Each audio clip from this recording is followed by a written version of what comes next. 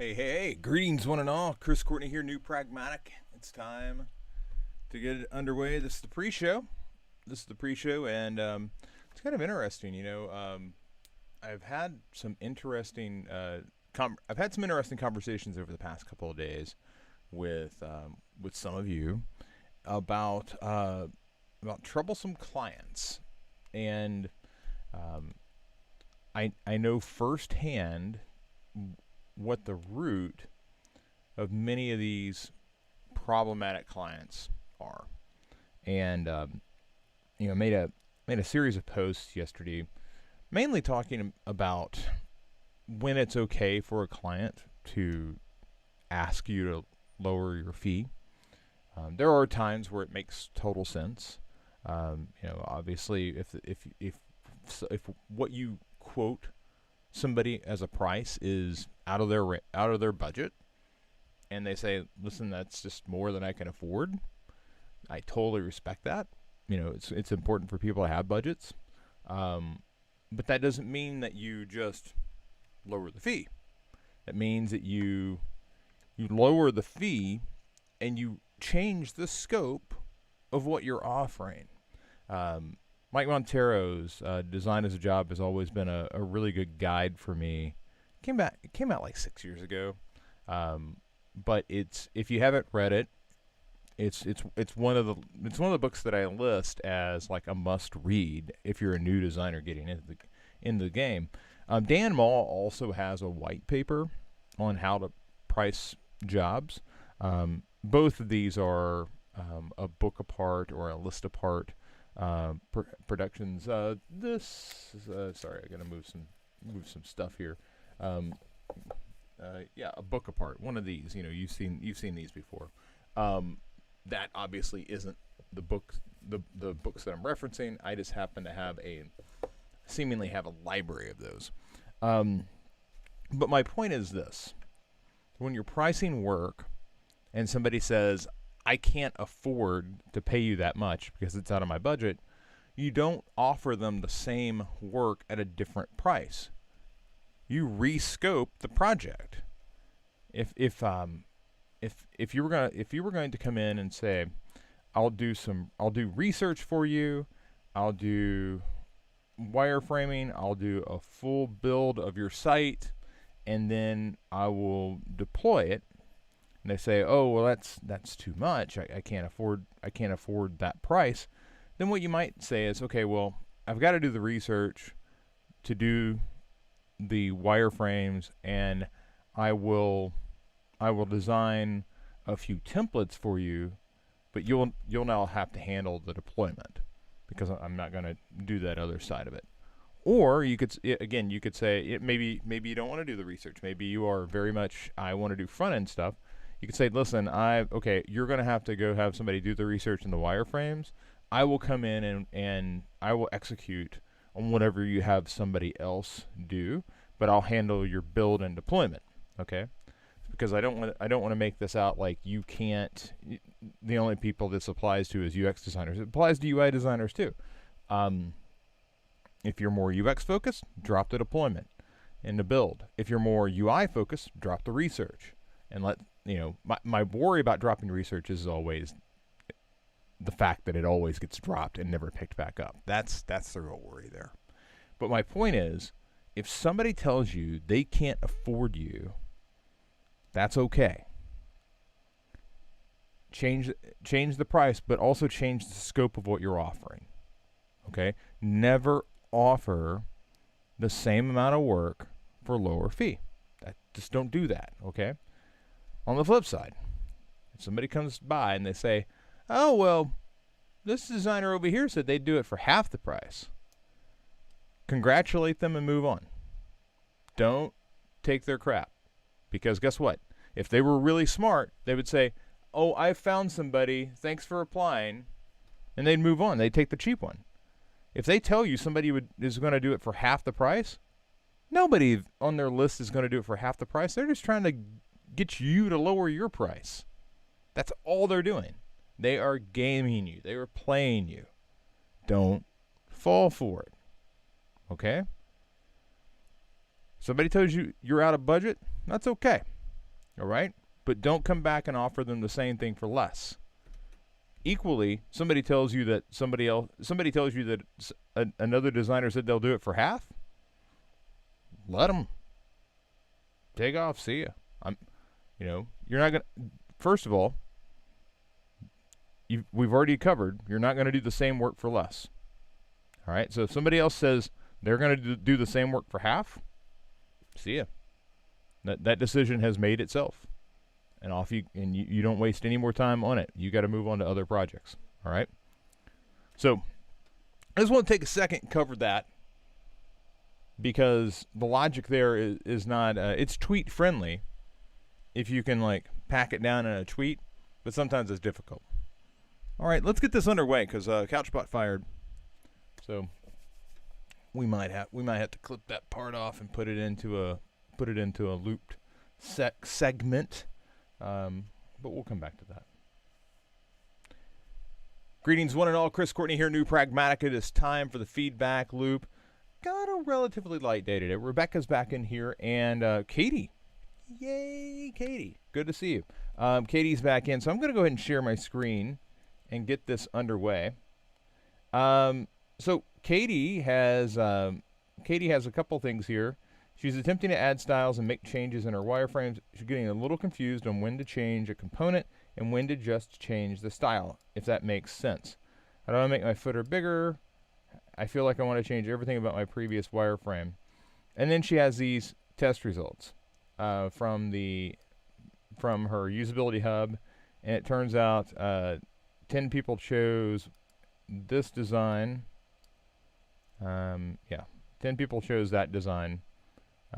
Which is fine. That's not a big deal at all. I'm glad to hear that you got some clarity on which direction your visual design is going.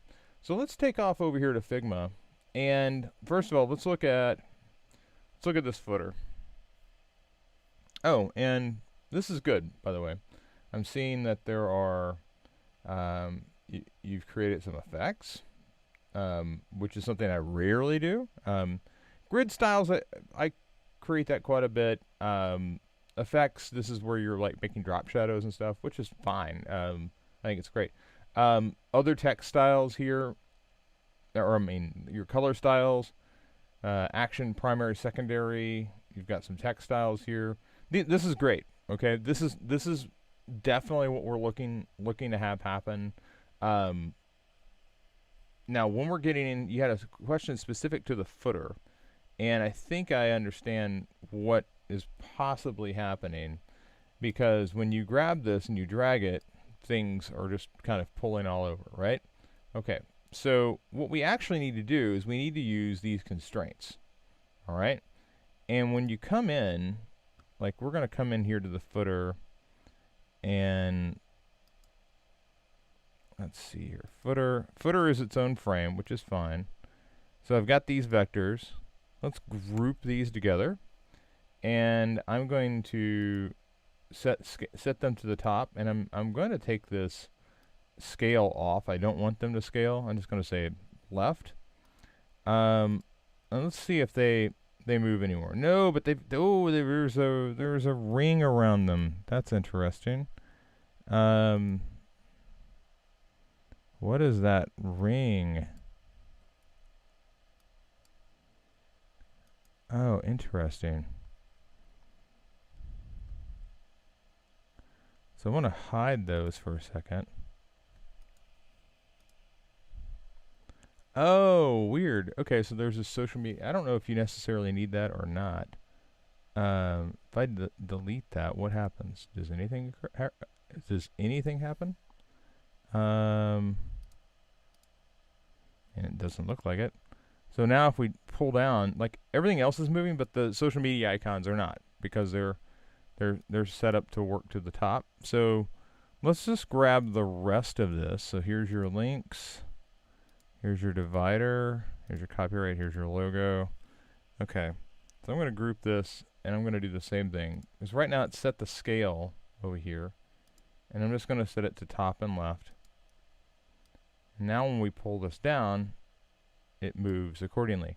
So if you get into a situation where this is like you're changing the size of something and it's stretching in an odd direction, know that it's probably something to do with the constraints, and it's important that you come in and adjust this accordingly. And you can you can center these things as well, but so when you center, it may move a bit, and actually it's not moving at all. Let's go the other way with it. If you put it to the bottom, so let's put these two instead of to the top. We'll put them to the bottom. Now when we grow, these do move, okay? But they don't move.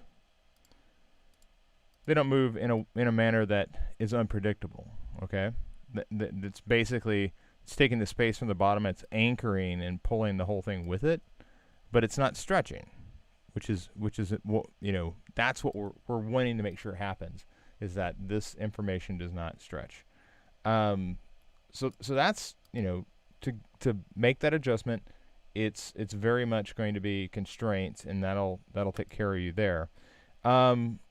Regarding, you said you want to change everything you feel like you want to change everything on your wireframes. Some of this, though, there will be some adjustments, okay? So if we come in here and we sorry, grid's visible. I'm just coming here to menu. I turn the grid on. So there are some spots like this one in particular. Like you've still got to maintain your grid, all right? But once you've maintained your grid, I mean the rest of this is pretty close. And it looks like you've maintained the interior spacing, which is nice. Okay. So you're doing a lot of really nice. There's a lot of really nice things going on here. If you're wondering which one of these you should look at going with, I really think the strongest one is right here, because again, you're trying to now figure out, okay, so what do I do with this design as I begin expanding past the home page, right? Well, you were saying, what do I adjust? Do I adjust the style or do I adjust the component? Well, right now you're building components, okay? And as you have determined the style, and let's take a look at are you using this properly? So right now I don't know what style these are supposed to be, because there are no styles that are applied. Like as you go through and you create your component, you should be, like, for whatever the stake bowl is, you should be coming over here to styles and using one of these right here, okay? But we're not doing that yet, all right? So let's see, have we done that with this? No, we haven't done that here either. So there's some usage of styles that needs to happen, and that's why we focus on, let's create the styles, and then let's build our components, because we want to build our components with the styles that are created. Therefore, if we make an adjustment to our styles later, it cascades down and it hits everything. And I was having a discussion with Rebecca yesterday about her project, and thankfully, she's got this big, wild, hairy project going on, and thankfully she is using styles and components so that as changes were coming, she had the ability to adjust with. But it's one of those things where the further into this you get, the harder it's going to be if you're not using styles inside of your components, okay? So focus on that, and I will look forward to our meeting later today, but it is good to see that you've got your styles created, and now I'm really looking for them to be utilized in the cards, and in the drop downs as you get into building that. I think you'll be okay. And it's not uncommon to feel like, wow, my wireframes aren't really that strong. I mean, they're wireframes, okay? But at the same time, you have the bones for what's needed, and you've tested these, okay? So now we need to just execute on these. And the big thing that I want to emphasize here, Katie, is that this project is meant to show you how a project is structured. All right, you will undoubtedly create more projects as you move on in your design career. Nailing down every aspect of this is not nearly as important as finishing it. Okay, you can't do anything with this if it's unfinished. So let's focus on creating the components necessary to complete like a menu page. Let's focus on creating the components necessary to complete this meal page, because right now, I can see you're bringing the pieces together. It's beginning to take form, but it hasn't fully formed itself yet. Okay, and that's a big yet. I know that it will, but if you stop and you're like, oh, now I want to adjust everything, well, then you're not following the plan. The plan is you went through, you identified the things that you thought needed to be updated, and you've got this list. It was a couple of checkpoints back. We need to refer back to that list and see, okay, what did I say that I want it to change?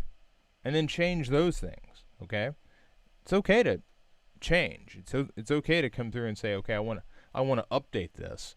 What's not okay is to say, oh, I'm going to blow this whole thing up. That's not a good plan, okay? That will take you back so many steps. What we need to do is execute on what you have, and what you have is pretty good, okay? So let's execute on that, and again, we'll chat later to look at this a little deeper. All right, Rebecca's in here, and Rebecca's got some questions. How is the CTA button here and checkboxes any way to improve this page? Let's zoom in. Manage subscriptions. All right, so I gotta click off this. Okay, so first thing is you probably wouldn't have text wider than the box. I want to get in here and see what your grid is. Okay, so right away, I would say that this is probably going to be more like that. All right, and typically speaking, I really believe that these update subscriptions typically it would be outside of that. Like this box is holding the information. The next question I have is, do I really need the box? Could it just be update subscriptions? And this stuff just be aligned here. So there's a couple things there that we picked up on. One, does the box need to be in here? I think it's out. I think it's outside. Do I need this box at all? I don't necessarily believe so. But and then finally, let's get whatever shape this is to align with your managed subscription. And if you really wanted to question it, it could very easily be this and this, move that over, and then this doesn't necessarily have to be as wide either. Then you take and move this over so it's more centered. But I say that I don't know the overall flow of the rest of the design as nearly as intricately as you do, so I will switch that back, but I'll leave this video here for reference. Let's move on to the next question. Oh, next question. Should I include this marketing text on the subscription page? It is important for importers to stay. Yeah, I think so. This is you're trying to encourage people to subscribe to more of these newsletters. Newsletters are a great driver of activity. I say that as somebody who should be writing more of them than I am. But that takes a bit of time. But I would definitely keep this text in here to try to encourage people to not unsubscribe, which is the next question I have. Is there a select all unsubscribe or select all unselect? Because I know you've got update subscription. When I come in here, like, is there a select all link or something to encourage people to get them all? I don't know if there is. Let's look over here. Okay, this is problematic. This is a problematic screen that I really need help with. The original screen below the frame. I'm making some small edits, but they don't seem to fit the page. What assets should I adjust here? Smaller text, images, alignment, other edits.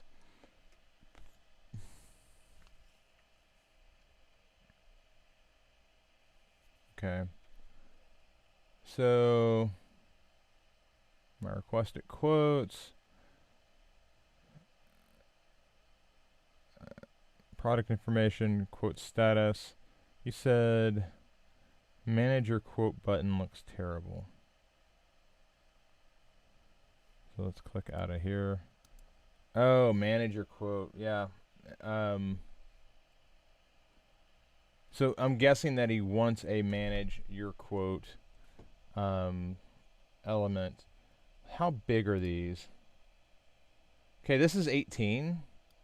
I think you're going way too big with these. You know, if we just pull one of these down, what I think you're going to find is that, like,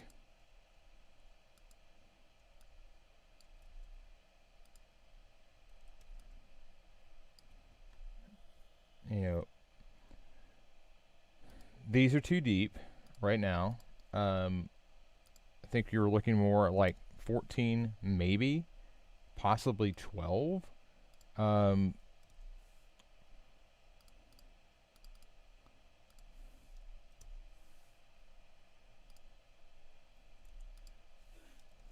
So, you know, my gut says the easiest way to fix all of this, Rebecca, is to take it down in size significantly. If you can do that, I think the rest of this is going to line up pretty easily. But it is definitely one of those things where, you know, as we work through it, I believe that, you know, you'll discover that the spacing on this was just too much before. It's not that you weren't heading in the right direction. It's just that the spacing was just, you know, this text is way too big. Okay, for the width that you have, and the amount of stuff that you had going across, it was just too big. And like now, if we take this, and again, this is the edit. So now that I have a better idea of what you're up against, I think you can, you know, just align this up, move it up.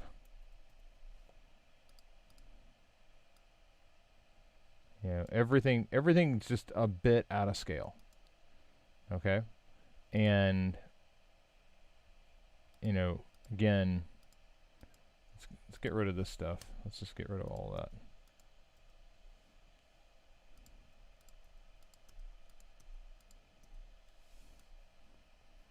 Once you pull this up and up here into the mix, so it says product information, but I think that's just, you know, you know, that's just the name of whatever it is that has been selected.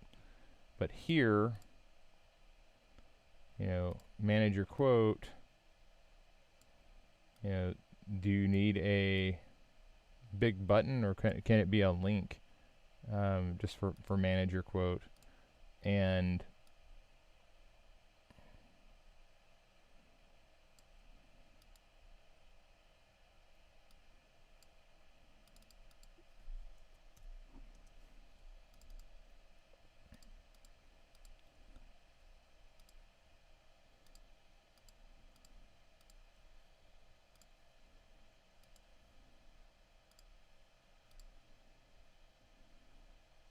but that's essentially what I would do here. Yeah, there's no special magic to it. I would obviously leave more space here because some of these product names can be quite long. You probably also are going to end up with products that could be 2 lines deep. These referral numbers, you know, they could really start over here.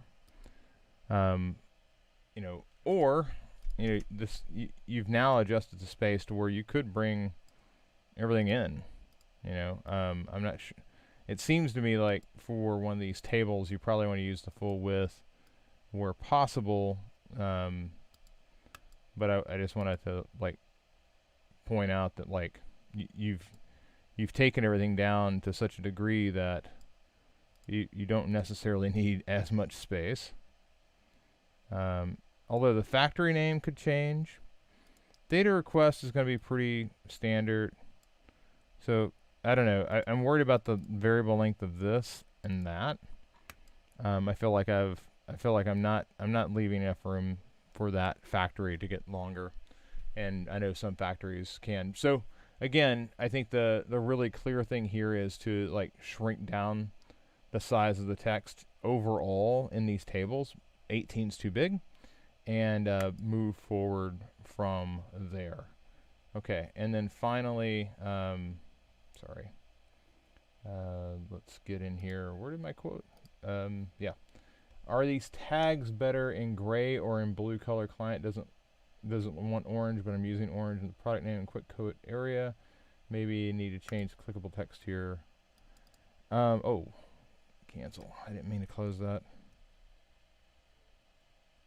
Oh, can't undo the comments. Show resolve comments. Okay, there. So, didn't mean to unresolve that. I apologize. Okay, there it is. It's back. All right. So I really think this is better in the gray, but I would prefer to see this in a. I would prefer to see this in a lighter gray. You know, potentially with dark text instead. I just think this would be a little more subtle to work with than trying to reverse out. And then if it, you know, if you wanted, if there was some sort of action that happened and it turned blue, you could always flip this color around on one select. So again, it says related search terms, so I don't necessarily think these are all like selectable, but those are a couple of options that you could go with. But I do like a lighter gray just to allow the page to breathe a little more. It doesn't have all these like heavy little chiclets setting around the top of the page. But I think if you can do that, it would help. Okay. All right. Ladies and gentlemen, that's going to wrap it up for this edition of the Feedback Loop. I appreciate all of you hanging out and following along. We do this every Monday through Friday, and if you're watching this and you're not part of the new Pragmatic program, please consider hitting this video with a subscribe. Hit the subscribe. I'm gonna edit that out. If you found value in this video, please hit subscribe or the like button, or both. Hey, you can hit both. I like both. Otherwise, I will chat with all of you tomorrow for